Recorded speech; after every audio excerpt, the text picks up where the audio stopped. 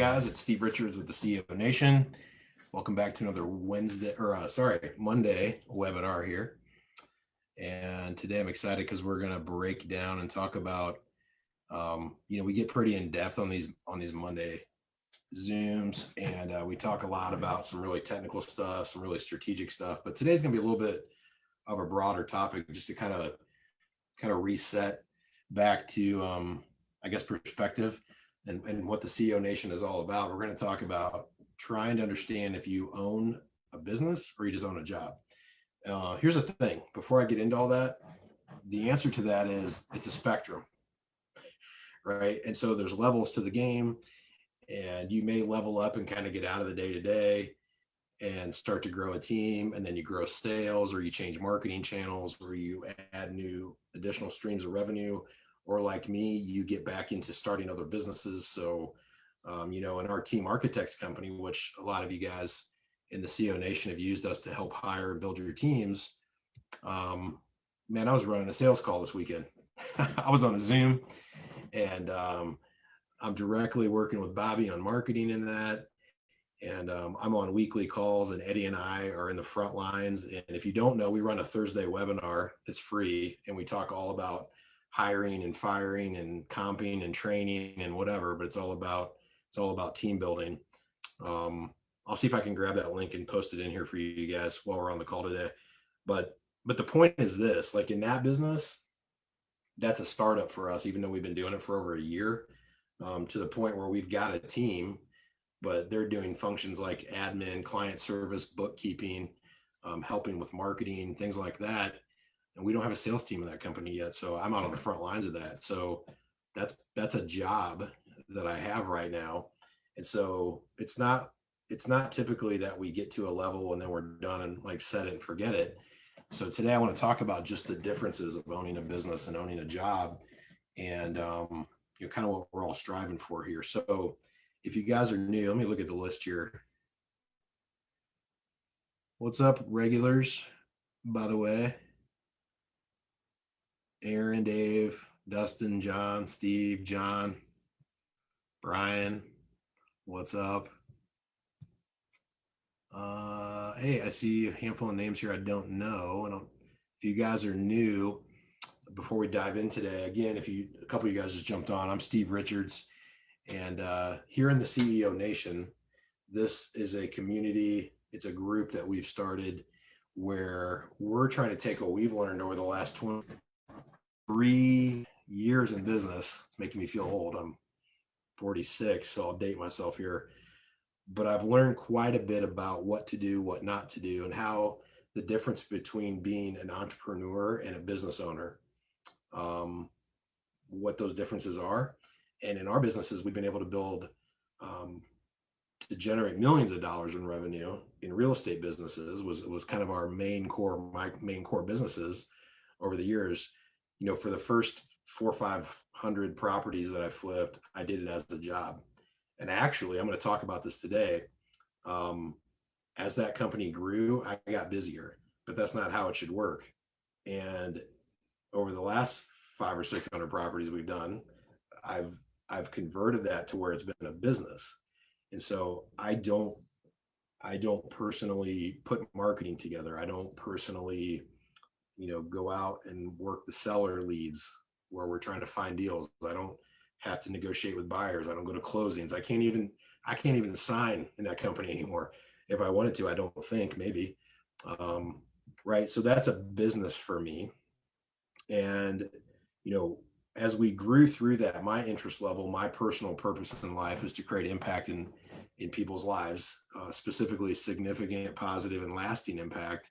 And currently right now, my passion, which is different than your purpose, my passion, which is how I'm applying my purpose to the world, is to help entrepreneurs learn how to do the same thing. So move from having being an entrepreneur to a CEO, understand how to have a business that works for you instead of you working for it, and one that is designed to support your lifestyle. And so the CEO Nation is the manifestation of that. So there's a CEO Nation podcast where I've interviewed some really cool folks and dug into some cool things. It's just theceonation.com.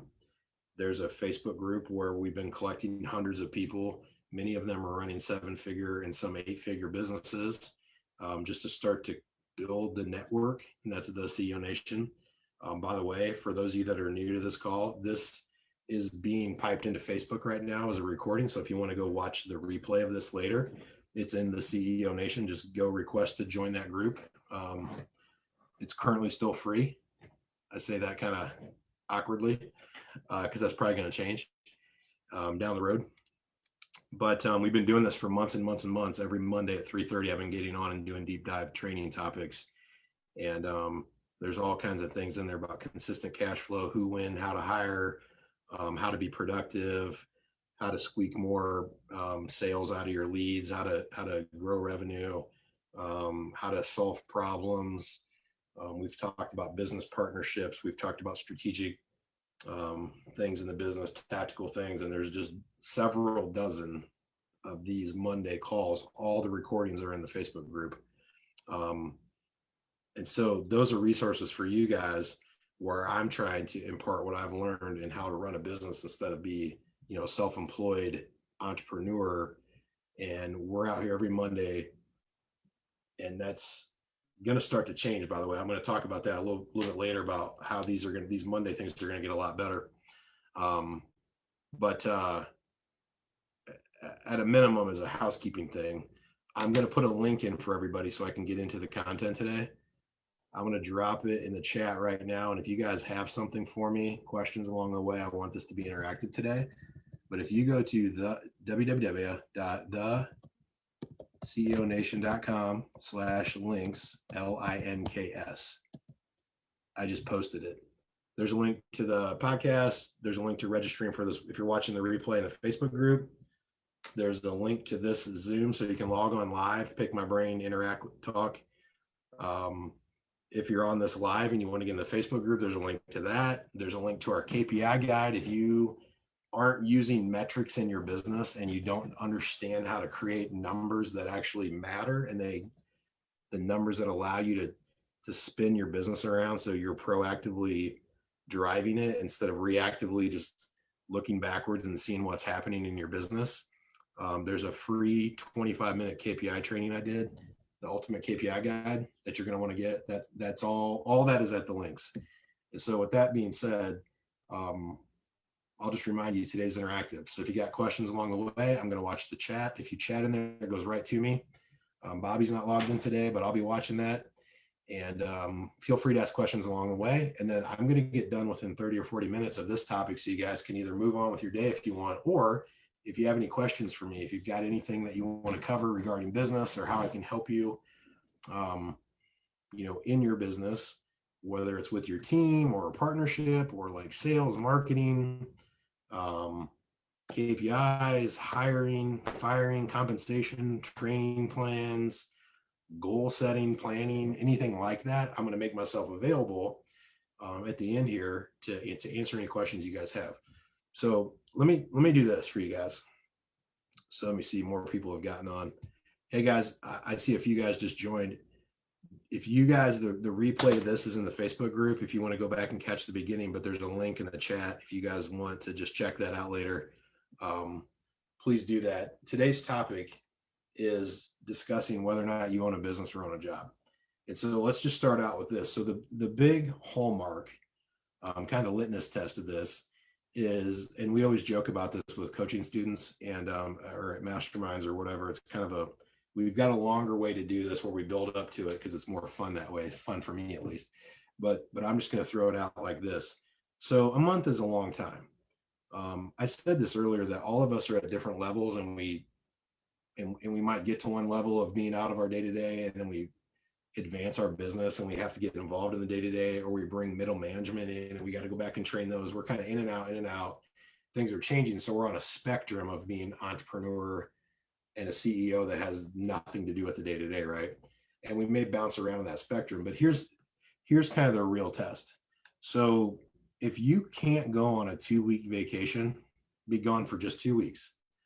We like to say a month. I'd like to say 6 months, quite frankly, because that's the real test. But again, because we're all somewhere in the middle, probably, if you can't go on a 2-week vacation, and I'm gonna talk about why in a second, and come back, and here's the key: have the same or less work to do, and have the same or more money in your bank account, then you don't own a full-fledged business. Which, it's okay if you don't. That doesn't mean that you suck, right? And what you've built is wrong. It just means that you've got some work to do, right? And you need to be heading in that direction. So it starts with, can you take the afternoon off to go golfing? I mean, if anybody, the chat, by the way, what we've done on these, because of the way that we're recording it and keeping this content, nobody else can see your chats. It only comes to me. So it's private. So if any of you guys are willing to put this in there, if you're willing to out yourself, I'd like to hear, do any of you guys, like, do you struggle just to take the afternoon off to go golfing or go spend it with your kids? Or if you want to just say screw it and sleep in and hang out in bed, I mean, does that stress you out? Like, you got a plan for that, like a vacation, just to take an afternoon off? If you're willing to admit that, pop it in the chat. I'd like to hear that from you. And so it starts with being able to control your time at that level. Just take an afternoon off, down to like, hey, I need to take a day off, where you plan ahead, and it can work without you, right? Without you having to create a whole flow chart of, hey, while I'm gone tomorrow, guys, remember, next Tuesday I'm gone, and I need you to do this and you to do that. And if you're doing that and this happens, do that. And right, it's this whole like choose your own adventure. And what I used to do in my first business, my first real business the first business I grew to 7 figures, it was a real estate turnkey business where we bought rentals, we fixed them up, rented them out, and then we sold them to people around the world, managed them for those people. So we ran construction projects and we managed rental properties. And we had an acquisitions team that was out buying properties, and we had client service managers that worked with clients. We were doing bus tours where people flew in from out of the country or different areas of the country, and we drove them around and showed them properties, and all this stuff was going on. And what's really funny is, whenever I would take time off, I would literally get no sleep the night before I leave. At a minimum, I would try to take this annual trip that my wife and I have always done with our kids to Disney in the wintertime.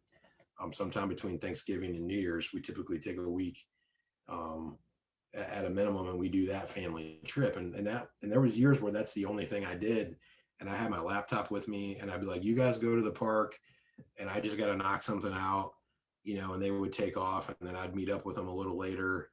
Or I'd be at the park with them, and I would take off in the afternoon and run home and have to get something done. I mean, it was a run back to the condo or whatever. It was unbelievable. But one thing that really sucked, and this is the first thing that I'm talking about to you guys about, is, I would get so busy leading up to my vacation, because I was cramming. I was trying to like prepare everything that people couldn't do without me. So that is a number one indicator about this, like this initial thing I'm talking about, not being able to take 2 weeks off. People should know you're not going to be around, but they should already know what to do when you're not there. So I'm going to say that again. So if people know you're not going to be around, it doesn't mean that they can do everything without you, but they need to know what to do when you're not there.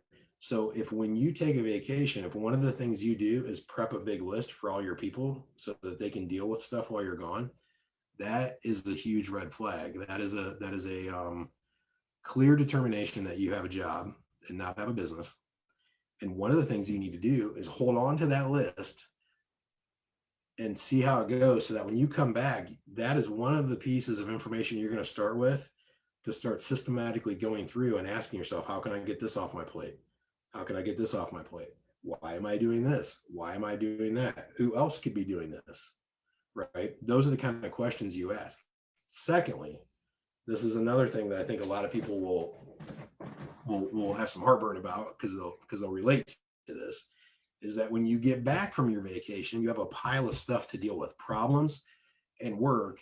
And then you think to yourself, like, vacation was kind of cool, but I was so busy leading up to it, I was stressed about what was going on, or I was getting called every day and involved while I was gone. And then when I get back, I got a pile of work to play cleanup. It almost makes vacation like not that much fun. So if you're married with kids like me, you'll probably still take them when your business is in this stage, because you have for your spouse and kids. But if all you're doing is trying to get away to get some rest and relaxation, you're probably better off not doing it while your business is in this stage, because it's so stressful leading up to it. And it's so stressful when you get back and you have so many issues while you're gone, and it sucks you in while you're gone, to the point where like, it would be better to spend that time not on vacation and working on your business. And so I want to remind you guys of what I said. So when you go on this 2-week vacation, there's a couple in my hypothetical scenario here. Is number one is, are you fretting about paying for the vacation? So if you're reinvesting in your business, right? Or you're like plowing money back in, or I'm sacrificing now for later. Yes, there is some of that you do. And Brian and I regularly in our real estate businesses, we pay plenty of commissions, and we cut money out to go to marketing, and we cover expenses and our employees' cell phones, and we have an office. We have all these things we'll do that we wouldn't need to do, that cut into our profit margin if we were still doing the deals. So there is some of this like investing back in the business. Obviously, we invest in marketing all the time. We invest back in people, but it's not at the expense of it. It's at the hope of a return, and it's not at the expense of I'm just spending the money that's coming in and I don't really know why, because that's just how the business is set up. Like, we consciously decide what percentage of the revenue that comes in to reinvest back into marketing and people and administration and overhead and things like that, right? And so being able to afford the 2-week vacation is a big thing. And then secondly, like I said, so if you are creating all these scenarios for everybody so they can get by while you're gone, stressed while you're gone, busy when you get back, worried about how you're paying for this trip, those are all indicators that you own a job instead of a business. Here's another thing. I said, remember, if you can't go on a 2-week vacation and have the same or less work to do when you get back, and have the same or more money in your bank account. So let's talk about that one. So this is a big hallmark of an entrepreneur growing into a business owner. This next thing I'm getting ready to tell you. So write this down if you guys are taking some notes and trying to pick up some tidbits here today. Is that many entrepreneurs will employ administrative people around them. You kind of get helpers in your business. But if all the revenue generating activities are on your back, it is a classic case of owning a job instead of owning a business. What that means is while you're gone, plenty of work gets done. While you're at work, plenty of other people are doing things. So you have administrative assistants, and if you're in real estate, transaction coordinators and project managers, maybe even some marketing vendors that are helping do things.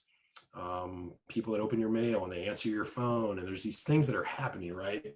But if the revenue generating activities, which are like closing the business, which is signing off on creating your good and service, or like or picking up your opportunity, right? And then being able to sell and negotiate that to turn that into a client, and then doing the shutdown where you're signing off or delivering the service. Like if you're an attorney and you're the one that has to sit with the client, even if like you're an accountant and you have a staff accountant in your business, in your accounting business, and they do a lot of the bookkeeping, but if you have to sit back down, right, and be the one to crunch the final numbers and figure out the reporting and then get with a client and deliver the information, in that scenario, or if you're in real estate and you're the one that has to negotiate with the seller, negotiate with the buyer, right? If you're in those revenue generating activities and they don't happen when you're not there, you classically own a job instead of own a business.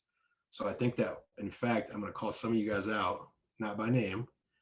I just know that some of you guys on here are classically stuck in that position. Here's the thing. You don't have to stop doing that.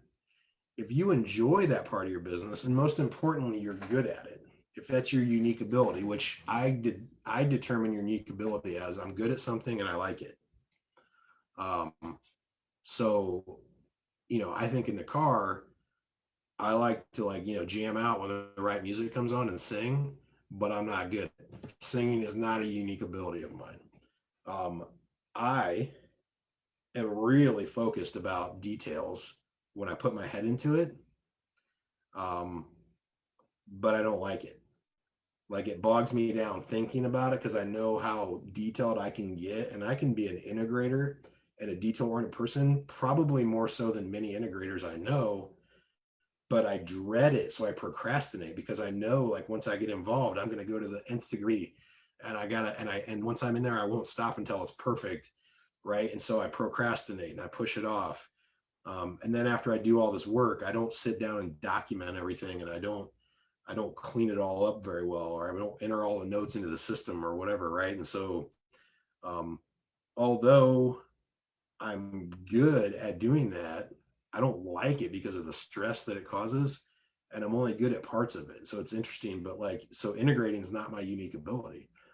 Being a visionary is, uh, you know, sales trainer is, um, marketing is, right? Like I have these certain things that I'm good at and I like. By the way, it doesn't mean I do all those, but back to what I was saying. So in our fictitious 2-week vacation, I'm not stressed leading up to it. I'm not piled up when I get back with work, and revenue generating activities are happening while I'm gone.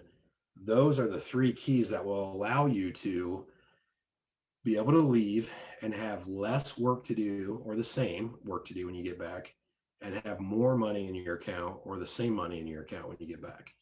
Um, and that, in a nutshell, is the best way for me to describe the difference. And so a lot of people are like, yeah, but I got an LLC and I got a tax ID and I got a website and I've been doing this for 10 years.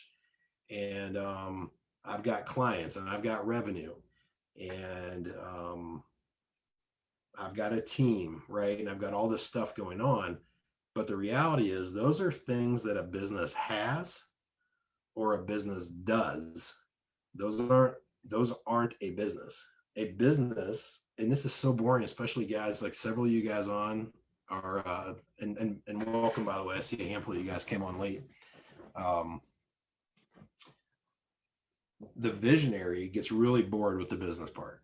That's why we screw our businesses up on purpose, so we have something fun to try to fix or do, or we give ourselves a reason to go start another business or modify our business model because it's not working, right? Instead of us tweaking what we're 1 foot from the goal line, we switch up the game and we head back the other way. Now we got 90 yards and we're building something new because that's more fun than just like finishing out what we've already started. But here's the reality is, um, a business, differently than all those things I just said, logo, an LLC, a tax ID, a website, clients, revenue, all that stuff. A business is a business model that is profitable, consistent, and repeatable. So profitable, consistent, repeatable. And so it's a model.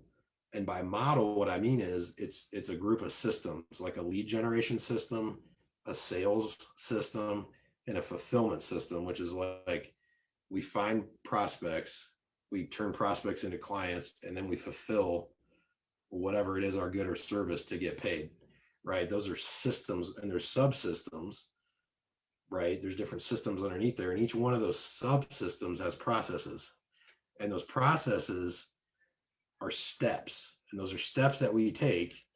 There's inputs in, and there's steps we take, and there's an output that feeds another process. Some of those processes together create a system. Several systems create like a subsystem, create an overall system.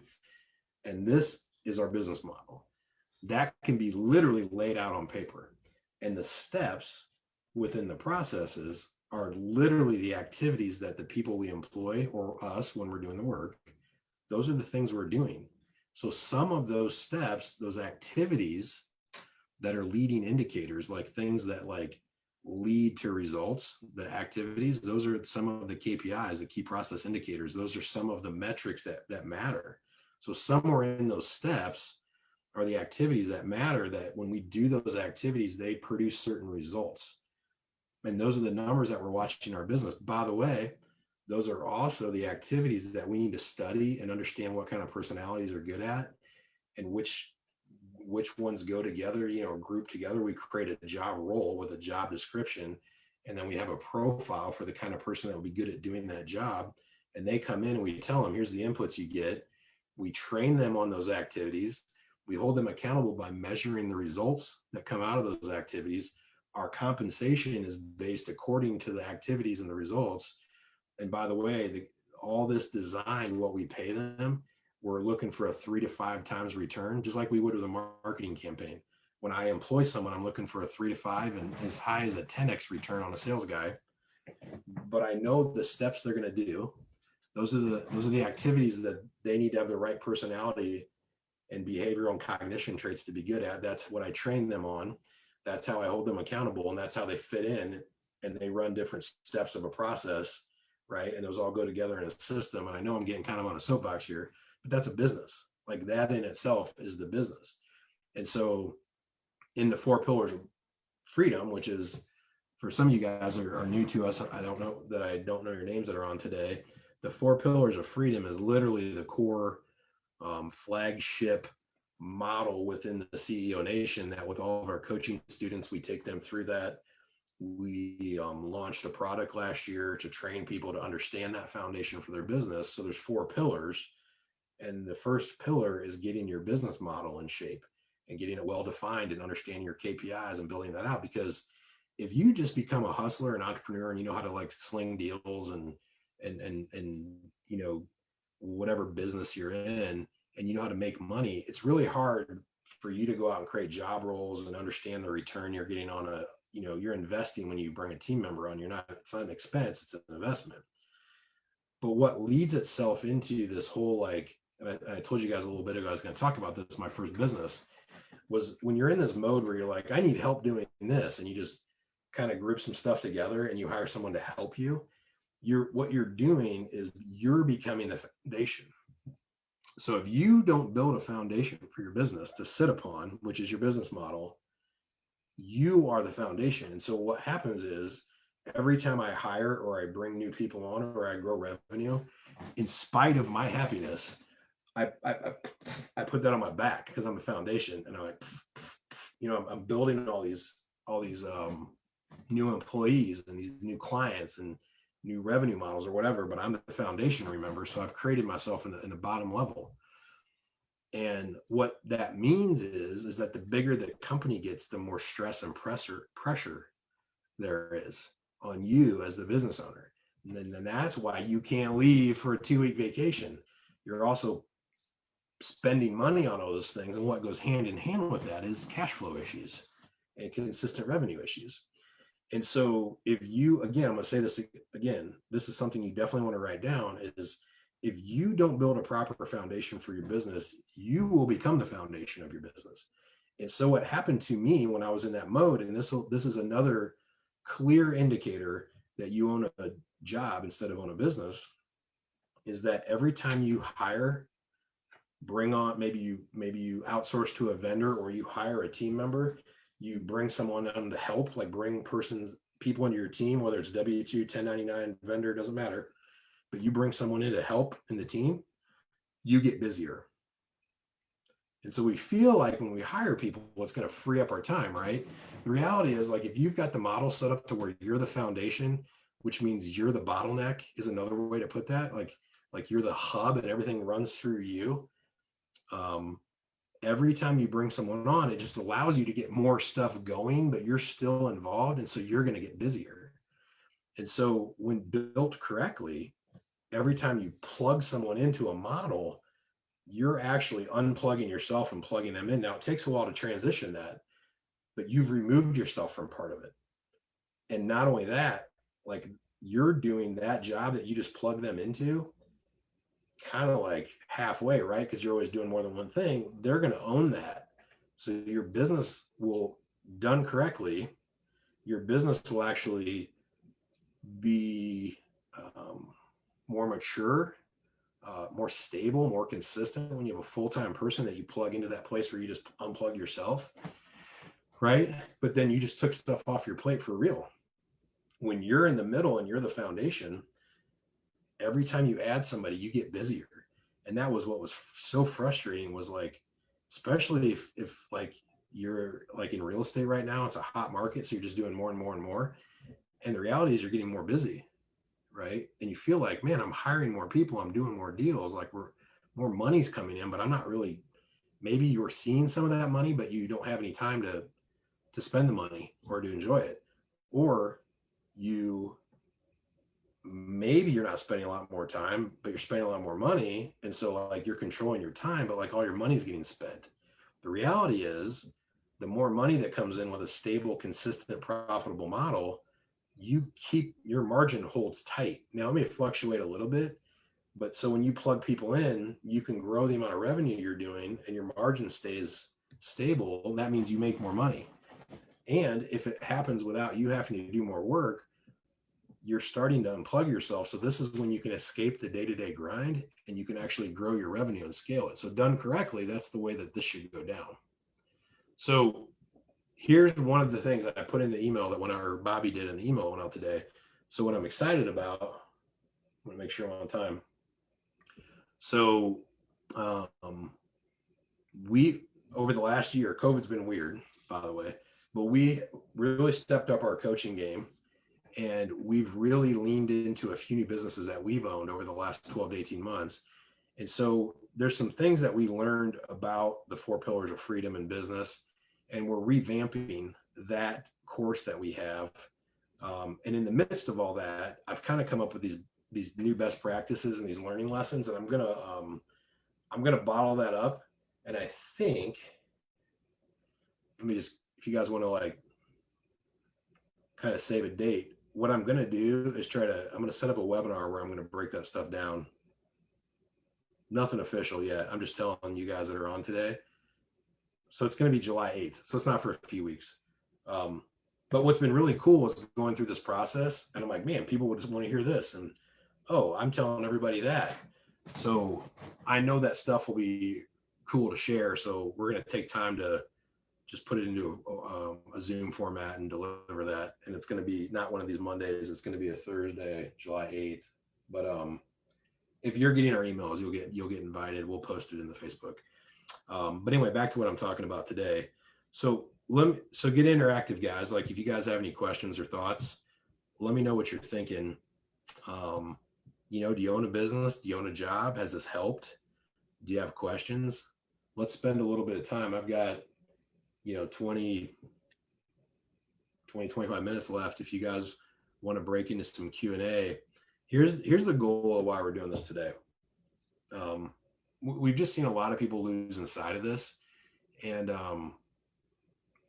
it's interesting because part of what I've seen in the folks that we get in depth with that we're coaching, and I start to see inside their business, there's this weird thing where people have lost sight of why they own the business.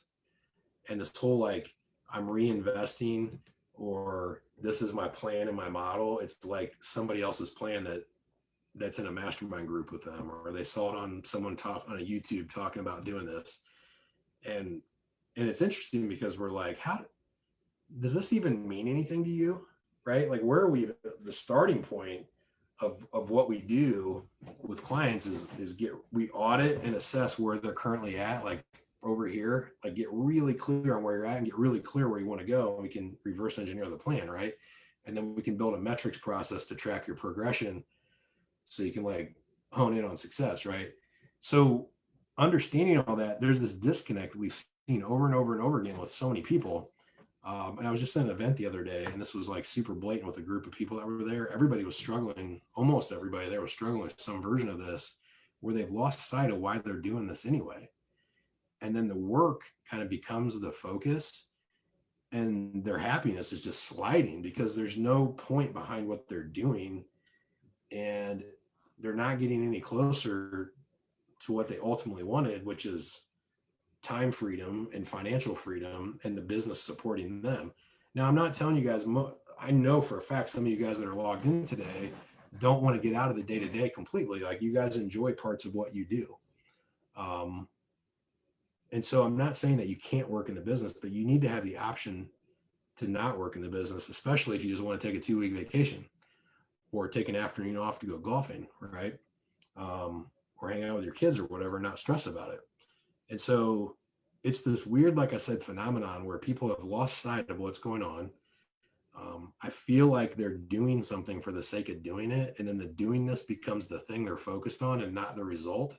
So it's like they're stuck in the weeds and they can't focus on the end result that they're trying to achieve, and so they start putting their attention into the wrong thing. I mean, they're plowing hours and hours of their time, I mean, tens of hours of in a week, not over a month, like in a week, the majority of their time, and they're spending tons of money trying to move the needle on stuff that they can't really control and or doesn't really matter that much.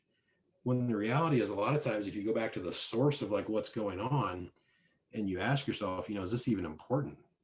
Um, and you focus on the things you can control and the things that do move the needle, not in the day to day, but like for the reason you're doing this business. Why does this even exist for you and your family, right? What are you hoping to get out of it?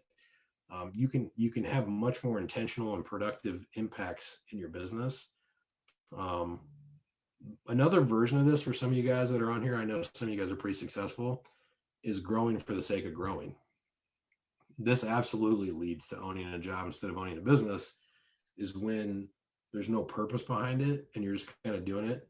And so what will happen is you'll cash grab, you'll be open to new opportunities, you'll lose your focus, you'll absolutely hire maybe when you're not ready, or you'll fire too quick, or hire too quick, and you'll get defocused on your business model, or you'll lose focus on trying to drop profitability now for again reinvesting or trying for future growth, and you lose sight of being profitable and happy today, which is kind of all we really have, right? Is this journey along the way, is that we need to enjoy this. Like, we'll do stuff now we don't want to do, and you might make less money now than you'll make in the future, but you've got to be happy along the way. Like, that's the trick here, is becoming content with where you are is basically the sum of the decisions you're making. And although you're not satisfied with where you're going to end up, you're not satisfied that where you are today is not where you're going to end up. You can be content, which is a lot to do with your happiness. And if you are constantly in this like fight mode, put fires out, growing for the sake of growing, all the revenue generating, activities fall on your back and all the responsibilities there. You don't have mechanisms in place to help you grow. You don't have help with your accountability, right? You don't have a structure. You don't have a good back in, very, dialed in, clear plan with goals, I guess I should say, and clear plans to get there. That stuff all breeds just a lot of anxiety and stress in your life. And I hate to see that with business owners. Now, that's not to say that the businesses that I own and that I'm a part of, there isn't stress and anxiety, but I get to choose the problems I have for the most part. Most of the things that I have to deal with are because I chose to do what I chose to do. And it's just it's a much more proactive approach versus reactive. And then once you as a business owner take full accountability over it and know that no matter what it is, it's your fault. If the marketing campaign didn't work, it's your fault, right? If you hired someone else and they didn't do a good job and you fired them, it's your fault for hiring them, it's not their fault for not doing a good job. If you picked a bad business partner and you don't like where the business is headed, ultimately, yes, they had their hand in it, but if you can take accountability over the fact that you chose to work with that person, or you chose to hire that person, or you chose to hire that vendor, or you chose to take a client who sucks, right? Like, you're ultimately accountable for all that. And so when you can own that, you have more control over your decisions going forward. And to reverse this all the way back around, I start to be more conscious of where I'm at, why I'm doing it, more content with I'm where I'm supposed to be based on the decisions I made. But where do I really want to go? Reverse engineer that back to where I really am. Understand how I make profit, how my business model works, plugging the team members in at the right time. Like, these are all things that happen in a business that will give you purpose along the way. And now when there's a problem in the business, based on, I know I've gotten kind of like super, I feel like I need to light up a joint here and we can like pontificate on things, because I've gotten pretty high level. But unfortunately, this is Indiana, not California, so I can't do that, or Denver, Colorado. But I'll tell you guys, here's the interesting thing: is the perspective that I have now is when a problem comes up. Because remember, I'm taking full accountability for the things that happen, the challenges and the problems. Um, I quite frankly believe that I choose the problems I have based on the actions I take, and the way that I've set up foundations in our businesses. When a problem happens now, it doesn't mean I love dealing with it, but I'm excited because I know it's an opportunity for me to, tweak the model, fix the model, improve the model. And when a problem happens, if I go back and look at what caused or allowed that problem to happen, um, and I fix that, I'm improving the business and I'm getting closer to being out of it. I'm getting closer to owning a business instead of owning a job, because part of fixing that might be hiring somebody to take care of it, or realizing like, that's something we shouldn't be wasting our time doing, or realizing that I'm doing something earlier on in my business model that's causing problems later on. And if I just go change what we do, if customer service just asks a few questions up earlier on in the process, I'm not in the back end running into problems. And a lot of you guys are in real estate. So like, by finding out that the seller's recently gone through bankruptcy or divorce or something that might have them in a position where we go to buy their house and later we find out they've got issues in their title work that we can't fix, I could have just saved a lot of hassle and problem, and a lot of things just go away. So I can just implement a system where we ask more questions on the front and it saves us work on the back, right? So, all right, I've been vamping there pretty hard for you guys. Hopefully this made sense today. Hopefully it helped. Hopefully more than anything, this is a takeaway for you guys. I want you to think about, do you own a business or do you own a job? The question, um, again, is a spectrum. The answer is probably going to be like somewhere in the middle, somewhere in a low middle, or upper middle on owning a business or a job. If you're like, yeah, I own a business, man, I can pull the money and go on vacation and things get done and it's pretty cool. Like, kudos to you. That's great, Um, so keep at it. And we should chat because we can talk and it'll be fun. So you should hit me up and let me know. If you're in the boat where you're in the middle and you're like, I do have some things working for me, but I got some things not working for me. I would implore you to start a list, start writing the things down that wake you up at night, that worry you, the things that when you leave, you have to, write down and ask people to watch for you while you're gone. And when you get back, the things that are piled up, just start to be a little bit more conscious of that stuff when you're taking vacations or taking days off. And just condense that into a list to the point where you can start to look at who can you bring on.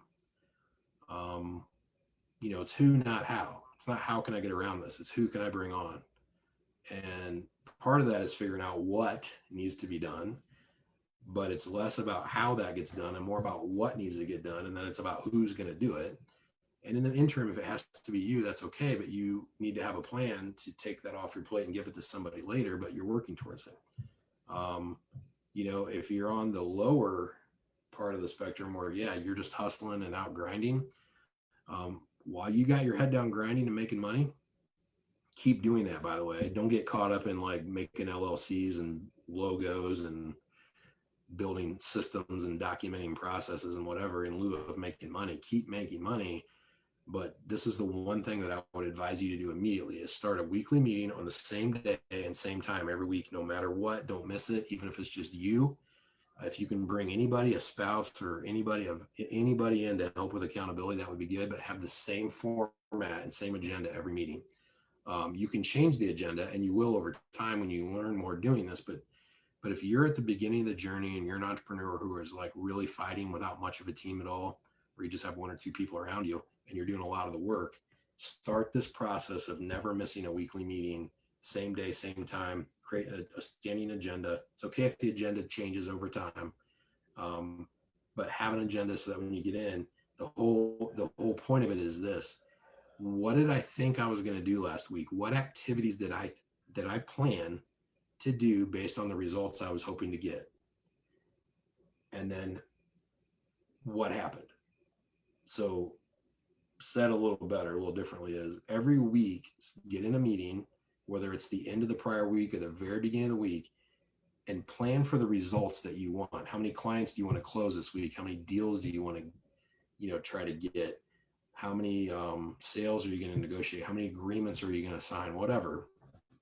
Those are results. And then I want you to estimate what activity level you think you need, or how many leads am I going to procure so that I can later sell them, or whatever. The results. Think about what results you hope when you sit down in a week from today at the same time. What results do you hope would happen? Are you planning? And then underneath each one, make a list of the activities that are going to have to get done to achieve those. Take those and assign them to somebody. And here's a really important part. Those need to get logged in someone's calendar. Those assignments need to get turned into a time block as an activity that's in a calendar of what day and time it's going to happen. You have to estimate how long it's going to take, right? So if all you do is write down a to-do list and you don't look at it again until next week, there's almost zero chance it's all going to get done or get done correctly. If those activities underneath the results that you're hoping to have by next week can be assigned to a person, you estimate how long it's going to take, and then they block it on what day and time of the week during the next 7 days they're going to do it. And then everybody, the best they can says, do I need anything to get that done? Do I need any help? Do I need to call anyone? Do I need to learn something? Okay, I do. I need to watch a video. I need to call someone for help, whatever that is. Those all have to get turned into to-dos and booked on your calendar too. And then you go about your week. Now you grind and hustle after you spend an hour or two planning the results and estimating the activities it's going to take, and getting a game plan and dumping it in your calendar. Go to work. Then you hustle and grind. Then I'm cool with it, 24/7, whatever, hustle, grind. Then you pop back in that next week and pull that list back up and start with, where did your results actually stack up versus what you estimated? Did you get the amount of leads you were looking for? Did you close the amount of deals you're looking for? Did you whatever, did you make the amount of money you were looking to make? Whatever you thought was going to happen during the next week that moves the needle in your business. And if you hit the number, make a note of what the activities that you estimated, did you do exactly what you thought? If you did more or less, make an adjustment. Those are learning your best practices, right?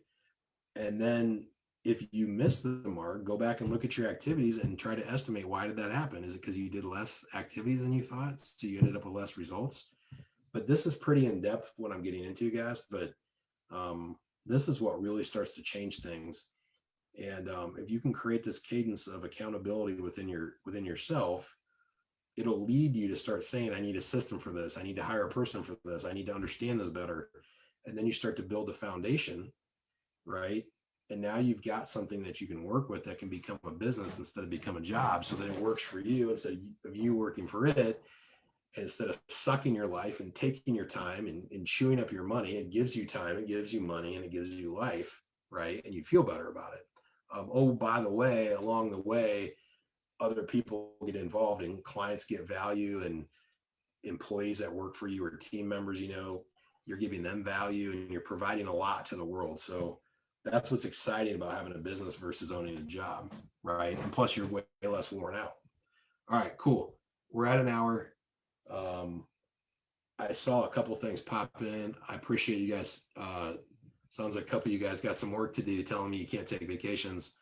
I've got just a few minutes left. If anybody has anything they want to cover, I did see 2 questions, and hey, if you asked the question on timing, on tracking your time, I think I answered that, by the way. And then Steve, I think you asked a question about your team and how to make sure they're productive. It's the same thing I just said about blocking, those time blocking, and having a list of activities that drive results, and checking in weekly on your goal, actual versus goal. That's all the same thing. You just do it with your team. As your team grows, your meetings get a little bit different. And as it gets really big, you might have smaller departmental meetings instead of one big team meeting. And you might only do a team meeting once a quarter or once a month. And your departmental meetings are where you set your goals for the week and track the activities, and all that's designed around having a good month, right? That good weeks drive good months, and good months drive good quarters. That's I'm getting way out of the purview of today. But again, just remember this, like I started this thing off with an hour ago. If you can't go on vacation for 2 weeks, you can't afford the time and the money to go on vacation for 2 weeks. And while you're gone, you don't back to the same or less work to do and the same or more money in your account. If any of that's not true, right? Like this isn't your life where I can afford the time and money to go on vacation for a few weeks, and while I'm gone, I come back to the same or more money and the same or less work. If all that's true, you're really tracking towards a business, and that's cool. And you may own a pretty mature business if you can do that. Now the question is, can I do that for a month? And then can I do it for 6 months? And then can I do it forever? Right? And not be involved. Going backwards, if the answer is no to any of these things, you got to go to work, right? And we talked quite a bit about that today. And that's what all these other Mondays are about, where I dive into each of these different tactics. Just remember this. I put it in the chat. It's theceonation.com/links. If you guys, there's some really cool podcasts, kind of season 1, the first like 12 or 15 episodes have been out for about a year. We're in the middle of booking kind of season 2 here and getting those done. So there more episodes coming soon of that. There's some really good ones out there. If you've got questions, you want to connect and see how we can help you, on that /links page, there's a way to do a strategy session. Just click on that and you can set up a call with us. Don't forget July 8th. Let me double check. Yep, Thursday, July 8th at 9:00. We'll be doing a webinar, which will be really cool, to cover what's working well with the business owners we see who are succeeding right now versus the ones who are failing, and the ones who are able to run a business instead of running as a job. And why are some people able to see success through a pandemic, and why are other people crushed by it? So we're going to be covering some pretty cool stuff, and that will be July 8th. And then I'll be back next Monday. Yep, we'll be here next Monday at 3:30 Eastern, and I would love to see you guys then. And if you need anything in between, reach out, DM me if you got my cell phone.